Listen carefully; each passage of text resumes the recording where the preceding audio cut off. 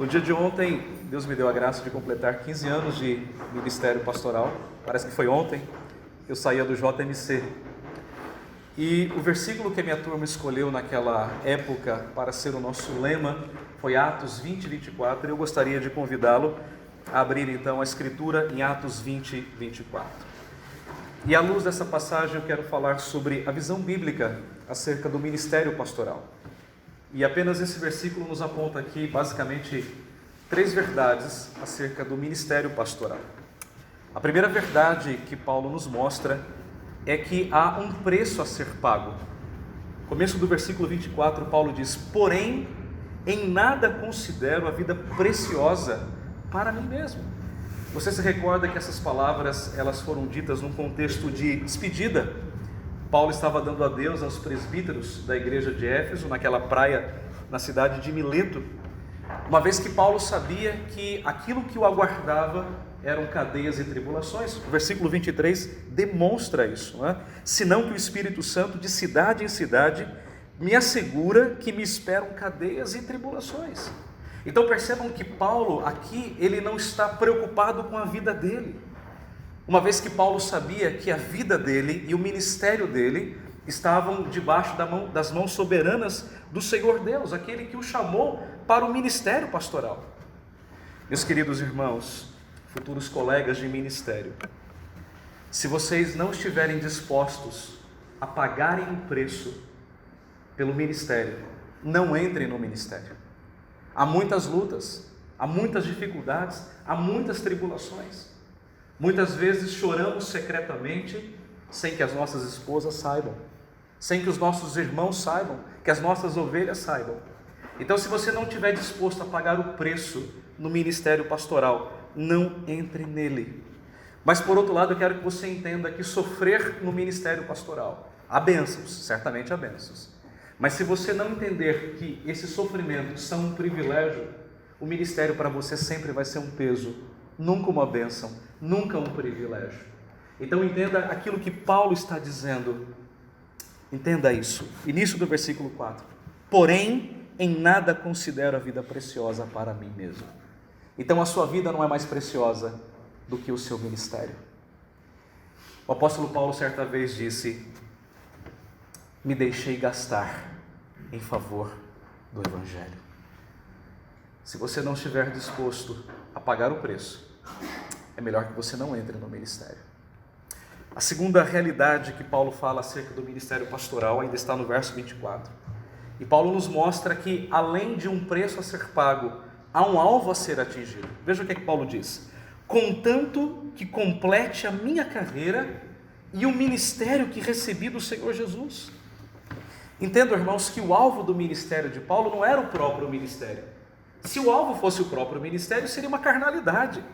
O alvo do ministério do apóstolo Paulo era agradar ao Senhor Jesus, aquele que o chamou. Paulo, ele tinha consciência de que o seu ministério, ele foi recebido do próprio Senhor Jesus Cristo. Ele diz: recebi do Senhor. Ninguém se apresenta para o ministério pastoral. Ninguém escolhe ser pastor. É um chamado santo, é uma vocação santa. É Ele quem nos chama, é Ele quem nos vocaciona para o ministério pastoral. Então, tenha em mente que o ministério, ele é fruto de um chamado soberano do Senhor, e não fruto de uma escolha pessoal, material, profissional, ou seja lá o que for, é fruto de um chamado soberano. Foi Ele quem te escolheu. Se você está aqui, foi Ele quem te trouxe para cá, para ser talhado, preparado, lapidado para o exercício do ministério pastoral. Portanto, o seu trabalho no ministério é ser fiel, é cumprir o seu chamado até o fim.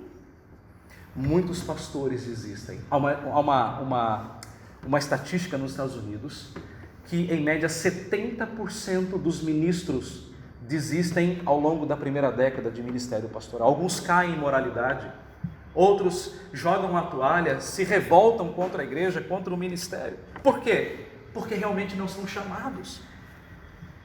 Em algum momento eles falham. Então, a nossa perspectiva tem que ser a perspectiva do apóstolo Paulo: combati o bom combate, completei a carreira, guardei a fé. Ontem eu visitei um pastor de 87 anos, fui levar ceia para ele. O reverendo Canilhas o conhece, o reverendo Abel José de Paula. Ele disse: reverendo, eu não tenho mais forças.